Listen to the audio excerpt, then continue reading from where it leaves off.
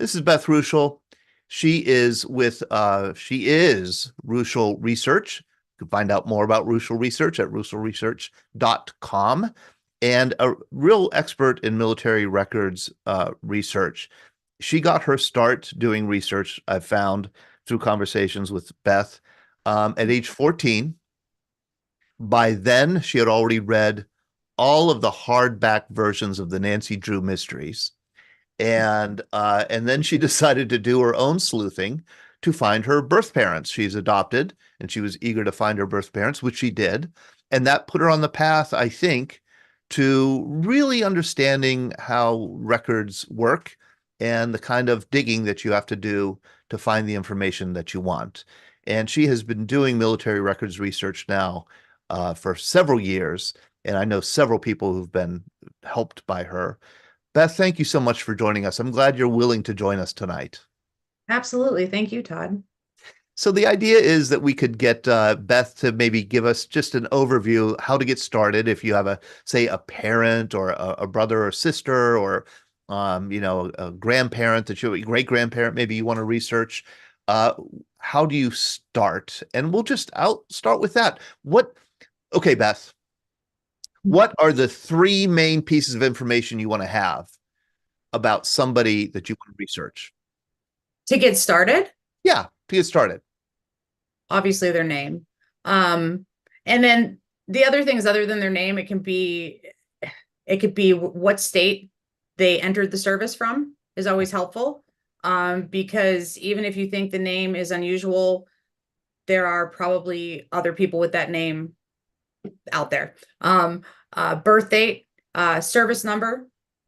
Those are the main things that I look for. And if somebody just gives me their name and where they enlisted into the military from, I can go from there, really. But usually the name, their place of birth helps. Branch of service is huge. Those are all things right there that are very helpful to start with. So, hometown where they enlisted, do people, pardon my ignorance here, Beth, people normally enlist from their hometowns? They don't travel elsewhere to enlist, correct? Well, at least the city and state that they live in when they go into the service are going to be attached to their service records. Like on my grandfather's separation papers, it says, Chicago, Illinois. Okay. Wherever they lived when they entered the service are going to that city and state are going to be attached to all of the records that I start digging into. I should let people know that Beth sent me a really comprehensive how to get started guide in PDF form that I am going to share here on the chat. And either Beth or I could email it to you also upon request. I highly suggest that people just look at the PDF because it'll contain the links and all the details that Beth covers here verbally. I love the fact that you suggest that, one thing that people should do before they maybe even consult the, official records is talk to family members, talk to people who might know something. Even a little clue might get you, over a hump. Absolutely. When I was researching my grandpa, my mom knew that he was in the Air Force or Army Air Force then, World War II. I'm pretty sure that my uncle thought that he was a ball turret gunner. He was actually a tail gunner. And my uncle ended up having my grandfather's flight records. So those are the records that have all of the dates, the amount of time they were in flight, his flight records from his service, which was huge. And I was able to piece that together with other things to know, what missions he was on.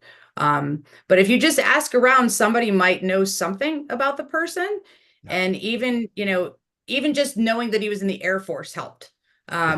when I was looking for records. And sometimes it's just a little scrap of information. I did some research on my great uncle, and I just remember everybody saying all he talked about was New Guinea. He just talked about New Guinea. So I knew he was in New Guinea. I knew nothing else. But even that little piece of information was helpful. So anything you could find from the family, any scrap, and it's certainly any documentation, separation papers, stuff like that. But also, I think any kind of verbal information that you might come across, right, is Right. valuable. Um, Absolutely. Yeah, and if you don't have anything, if you don't have much to go on, like I said, I mean, the name and even knowing where they lived when they went into the service, that's huge.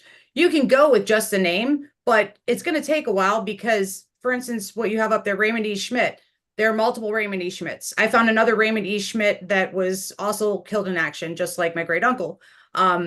It just takes longer. If you don't have anything but the name, it can be done, I'm sure, but it's just going to take you longer. right. Create a timeline. That sounds intimidating.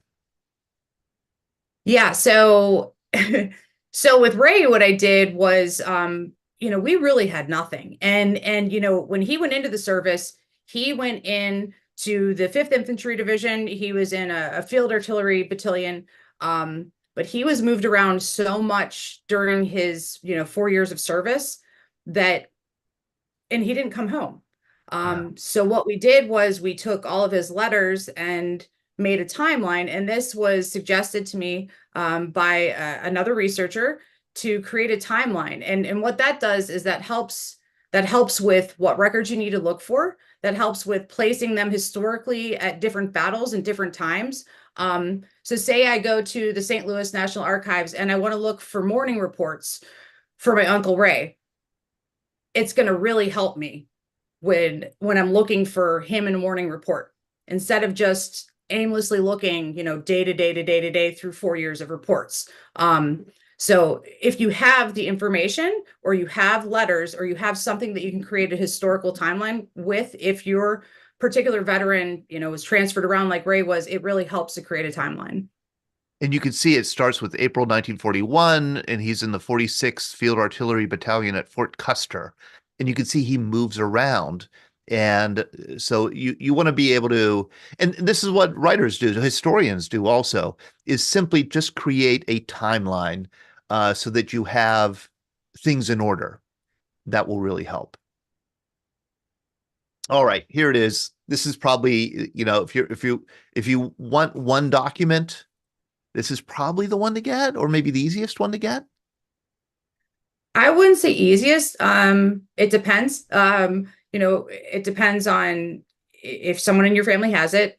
We had that because my grandmother had that. But my great uncle Gene, I didn't have it. And when I requested it, the state of every state is different. Just put it that way. If you're trying to request something from the state, um, the veterans, from what I learned, a lot of times the veterans will file that separation paper with the city or state county that they live in. And I tried to get my great uncles from the state of Illinois, and I was turned down right away. So I waited for months to get it from the National Archives, and what they produced was a half because it's burned. There are some states like Massachusetts that I was able to get separation papers overnight from, like literally overnight.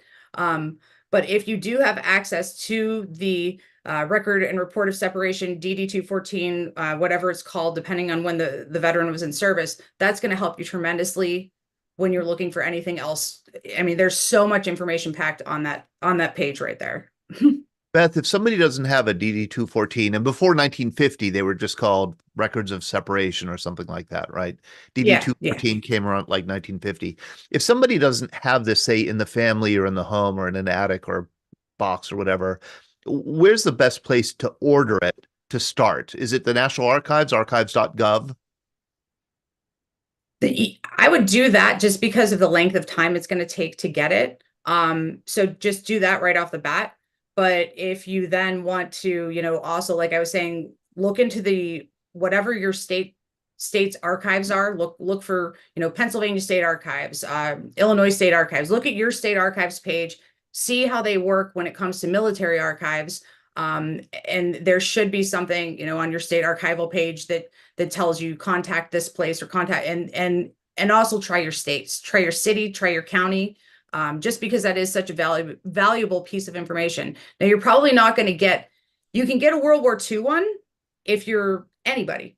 But other branches, like if you haven't been out of service for 62 years or more, you can only get that separation or DD 214 at that point, if you're the veteran or next of kin. Next of kin. Um, let me, and before we move on here, and Brian, I know that you have your hand up. I'm going to go to your next. These, let's say, let's start with Pennsylvania, Allegheny County, where we live.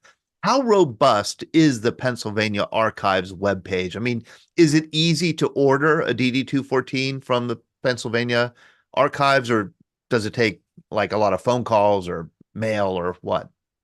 I haven't even tried in Pennsylvania. Matter of fact, I was on their website last night. And I'd like a test case to see if Yeah. we can get them from the state of Pennsylvania. In Illinois, they referred me to a veteran service officer in the county or city where my great uncle lived.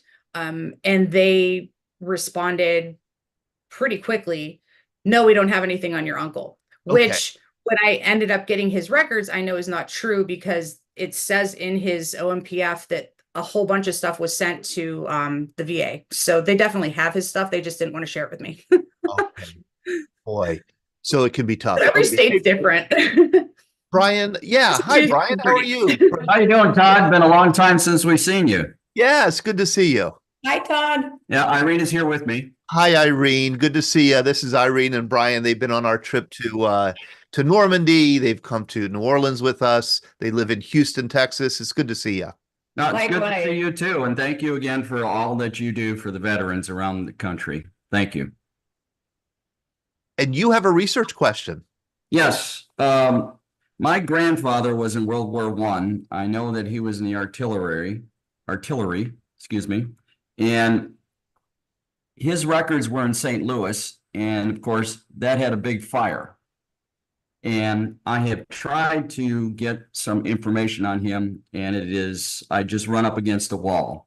Yep. Is there any way possible that I can find out how to get his information?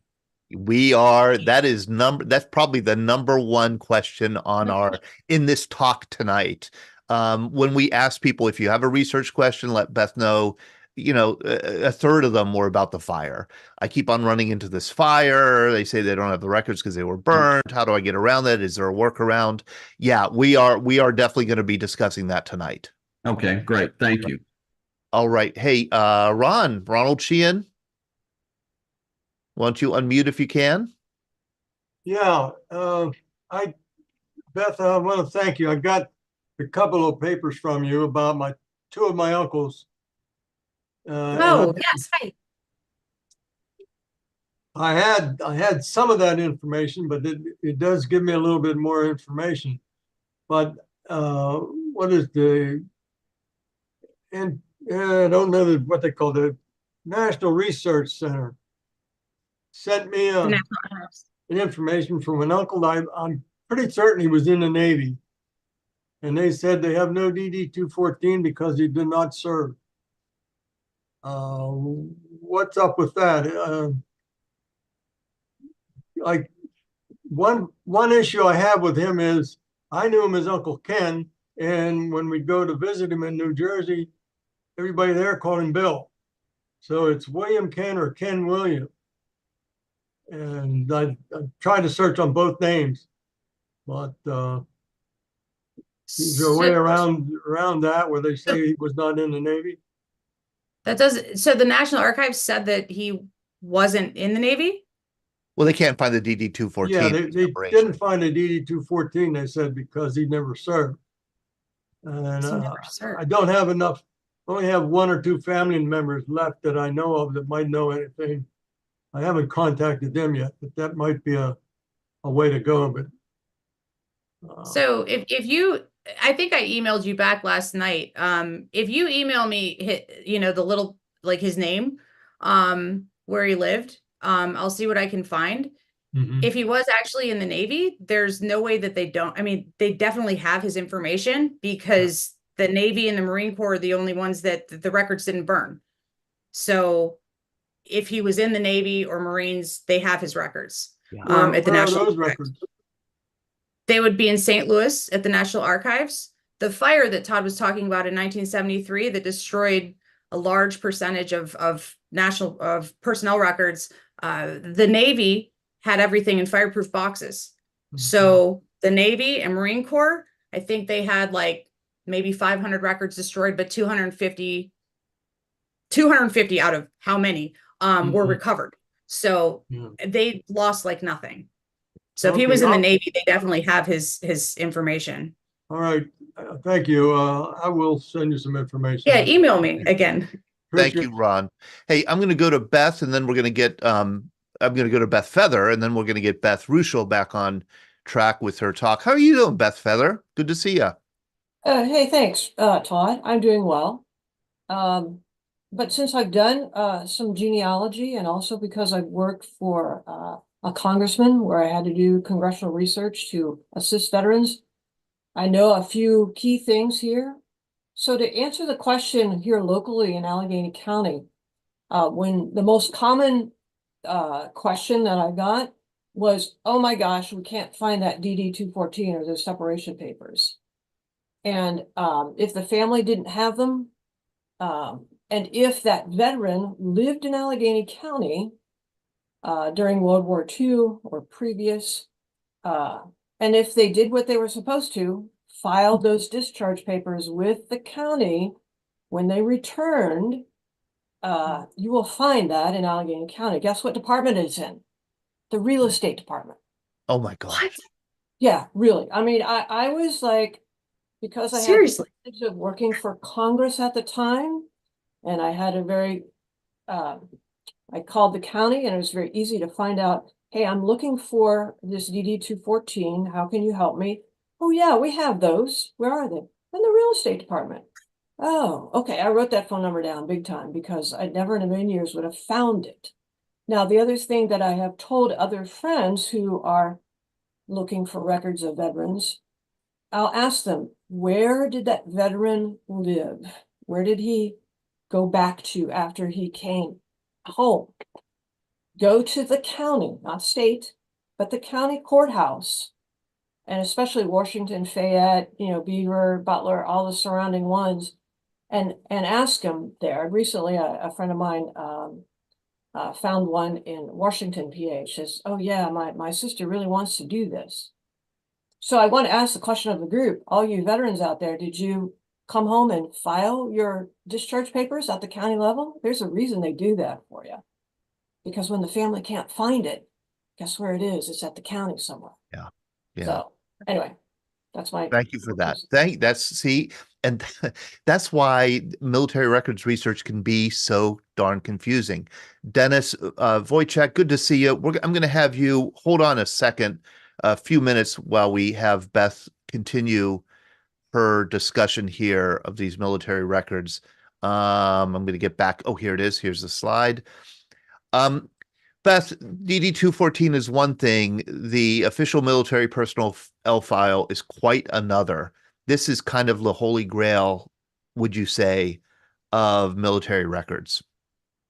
Yeah, that's what a lot of people want to be able to access, and that's the big, the fire disaster. The DD 214 would be a part of the OMPF. There's so much information in an OMPF. A lot of people that requested them even 10 years ago and were turned down. They have designed such new technology and methods of cleaning these burned records. The records were burned, but that wasn't the only problem. Then they were affected by mold because of the water that put the fire out. So over the years, new technologies come out. They are cleaning these records up in methods that they used to not be able to. So there is a good chance that your veteran might now have a B file, what they call a B file, which is a burn file. And in a B file, it might not, it's obviously not going to be the entire official military personnel record, but you can still get some good information within what's left. I have found that myself with some of my veterans. But yeah, so if you were told X amount of years, 10 or more years ago, that your file, probably even 5, they've done so much more in the last, recent years with cleaning these records. It's amazing. But the official military personnel file is going to have all of your, everywhere that they moved to. Gosh, I was able to pull a Navy veteran and a Marine Corps veteran this December, I guess it was, and their records were beautiful because they were completely intact. So it shows all the movement orders, shows the different places where they've been, different places where they were in training. My uncles had a whole bunch of different medical records in it, times that he was and anytime that they're injured or that they've gone to the hospital. And I mean, there's even with a fire, I think I have probably like 70 pages in my uncle's. I had 2 burn files from him, and I still have 70 pages, even though some of it burned. So, it's amazing what they've been able to do and what you can still get out there. But this is going to help you build your veteran story from beginning to end. Now you're going to still want to look for other records that supplement that. Okay, what was going on in Guam at that particular period of time, the dates that they were there. But this is going to give you the ability to really build a picture of their story. And again, these are records that are available to the public, to anybody, if the veteran has been discharged more than 62 years. If they've been discharged within the past 62 years, then only the veteran, him or herself, or the next of kin could order these records. These records can be ordered through archives.gov, and we could share the link here in the Zoom room, the exact link that you use to order the OMPF records, archives.com, or you could do it by mail. If you do it by mail, I understand, and you've pointed this out, I didn't know this, that you have to request it from the St. Louis National Archives, not the National Personnel Records Center, which is also in St. Louis. A little confused. Correct. And I did that incorrectly one time, and it took even longer. I mean, it takes, when you go to make a request, it takes months to get, even a response. But if you send it to the wrong place, it takes even longer. I think it took me like 16 months just to get a response that I sent it to the wrong place. So wow. That's the you can only learn that lesson the hard way, I would think, is to make that mistake. Won't make that one again. Yeah. And then for the records, it's $25 if it's under 5 pages. Of course, you're hoping that it's more than 5 pages. In that case, flat fee, $70, and you get the whole file. And it could be 80 pages, right? I mean, these things could be huge. Yes. Okay. Absolutely. Let's go. Hey, Dennis, why don't you unmute? It's good to see you. Oh, good to see you too. I was going to say I got my dad's records from St. Louis, and they were in the burn group, so it cost me the $70. But everything is here. His immunization records. I found out that he was wounded at Normandy, which I didn't do. There's so many things I didn't know about it, but everything, even his pay records. Every shot he's ever received from the Army, and it was well worth the $70 that I paid for this, because it just it's I also got mine, but mine was free, but they had to restore these, and they did a really good job of copying. Some of the stuff I guess they can't, but it was absolutely amazing. And I was so happy cool that I spent $70 to get it done, because I learned so much more about his service and where he was. It just got me a good connection to him. How long ago did you do that? Did you get those records? That was about, let me see, what's the date on this thing? I can't read the date on it. It probably about 5 years ago. And that I'm going to mute you here just for a little feedback. Renee Gefkin here put in the chat, what are some of the reasons a person would want to conduct a search?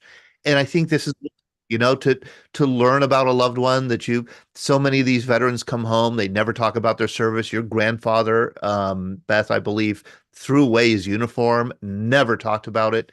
You describe it as a black hole in the family history, and very few people knew anything about him or his service.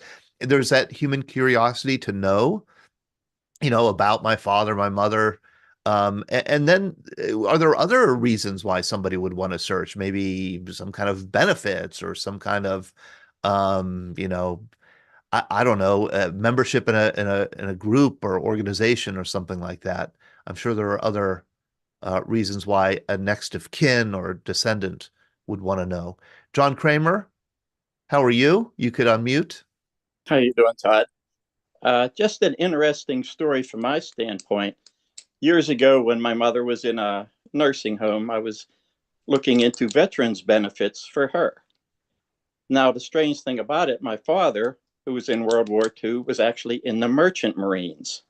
Now, the Merchant Marines weren't considered part of the military for a long time. And so I started with the National Personnel Center, and they actually issued me a DD 214 for him. But for all his records, get this, I was pointed initially to the U.S. Coast Guard National Maritime Center, who I contacted them, and they sent me a folder an inch thick with things about my father, who in turn sent me to the U.S. Department of Transportation, who now maintains even more records on merchant mariners. And they sent me a folder about an inch thick. I have more stuff on my father than I ever knew existed. And once I got all that, I started looking into things like on Twitter and found a World War II Merchant Marines Association who pointed me to more things. And I actually have lists of all the ships he were on, all his shipmates, and everything. And it's just one thing leads to another, which leads to another. And so if anybody is looking for something merchant marine wise, you go through various groups to find it, but it's all there. Thanks, Todd. Oh, is that great? Awesome. That's Well, so cool. and Beth, I mean, that is like what you preach is never give up, never give up, never give up. Keep on searching, keep on asking. There are probably more avenues that you could go down than you have time to go down, but keep on going, and one thing will lead to another, and you'll eventually see the daylight and get to some of the information that you're looking for. Brian. Yeah. Yes. Can you hear me? I can. Okay, great. Dennis was just talking about how he was able to get some records that were from the burn file. How long did it take once he requested that? And did they let him know sooner than later that they were retrievable? Great question. Yeah, that is a great question. Dennis, how long did it take you to get those records? It took about 3 months, if I remember correctly. So it was actually, a fairly quick turnaround time. But they did let me know that the records were in the part of the burned collection, and it would take them a while to make the copies. And was I willing to spend the money to get them? And I said sure. So yeah, I think it was if I remember right, about 3 months from the time I requested till the time I got them. That's the quickest I've ever heard of. That's amazing. Yeah, that's a great turnaround. Let's talk. I just, as a historian, because the fire is an important historical event. It's the greatest disaster ever to befall historical records that we know of. I think it's 12 million records or something like that destroyed. It was a fire that burned for 6 days. Never been a cause identified for the fire. It happened in the summer of 1973. Tons of water was poured on from the roof and then from the ground up on the roof. I think it was the 6th floor mainly. This is kind of what a lot of the records look like, and they weren't discarded. They were preserved in the hope that someday there would be a way to retrieve the information on it. I think when and as you can see, Beth put here this notation that 80% is it 80% of the records destroyed were Army, or 80% of the Army records were destroyed? 80% of the Army records were destroyed. 80% of Army records between like 1912 and 1973 destroyed? Yeah, anything that was filed there, yeah. Oh, brutal. 75% of Air Force, because it was part of the, I guess, Army for so long. But the Navy and Marine Corps, Coast Guard, not damaged for the most part. Correct. Okay. Correct. What the Dennis is showing something here. Here, hold on a second. Sorry. Yeah, here. Oh, you were gonna Dennis is showing, I think, the copy of a burn file, and then you have a copy here of the burn file that you access. So this is clearly that's the DD-214 that I waited 16 months for. The picture on the right there, that's what I got. That's my uncle's DD-214. That's what was left of it. I was able to, I mean, it was very, very beneficial to me, because it shows all the different times that, he was overseas. He was in a photo recon unit. And that helped me match up with records that I got from the Air Force Historical Research Agency. That helped me match up where he was at missions, specific. But that's all I got because of the fire from him. I got many more pages, but as far as his DD-214 goes, that was it. And you mentioned in your PDF, which again we will share, I'll put into the chat when I have a chance here. You mentioned a wonderful kind of information session that the National Archives did about the reconstruction efforts that are being made to recover these burned records. It really is quite remarkable. I mean, millions of records were taken out of the building and put on the front lawn. This is July 1973 in milk crates. And then the concern was, geez, it's so hot and humid in St. Louis in July, mold is going to take over these things. And I think they ended up using a McDonnell Douglas vacuum chamber that they were using for space flights or something like that, experiments to squeeze the water out of them. And they got hundreds of gallons of water from these pieces of paper, and they just kept on doing it, kept on, one round after another, and were able to that way save some of these. So it really is a remarkable story of recovery. So if you were going to say here, this is the OMPF can have invaluable information, even a burned one. Right. Like I said, and like Dennis said too, the amount of information that was in, my family members' burn files, it was monumental. We knew of my grandpa, like I've told you before, as being a tail gunner, but I learned, and nobody in the family knew, that he initially enlisted into the cadet pilot training program, and nobody knew that. And he got washed out because he was 1.5 inches too short. But it was very interesting to learn, and there were records that show like the planes that he flew when he was in the school, and the grades that he got, but nobody in my family ever knew that. Isn't that great? And you feel like you get to know your grandfather for the first time. Yeah. In a sense. Yeah.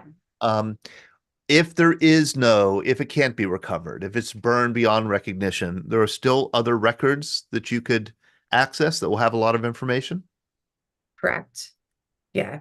Like my Uncle Raymond, who was killed in action, there is no OMPF. There's the IDPF, the individual deceased personnel file, but other records that I went to the I went to the College Park, Maryland National Archives to look in the unit histories. There's so many other places that you can look. Hope is not lost. These records, these aren't the kind of records, morning reports, unit rosters. These aren't the kind of records that you could just kind of order from the archives.gov website, correct? I mean, you have to go on site to the record centers and spend some time requesting them, correct? Correct. An IDPF you can request online. And like many other things, they are in the process of being all sent to the St. Louis National Archives. The last time I looked, I think St. Louis had letters A through L, but the Army still had everything else. So I don't know exactly if that's still where they're at with the IDPFs, but they can be ordered.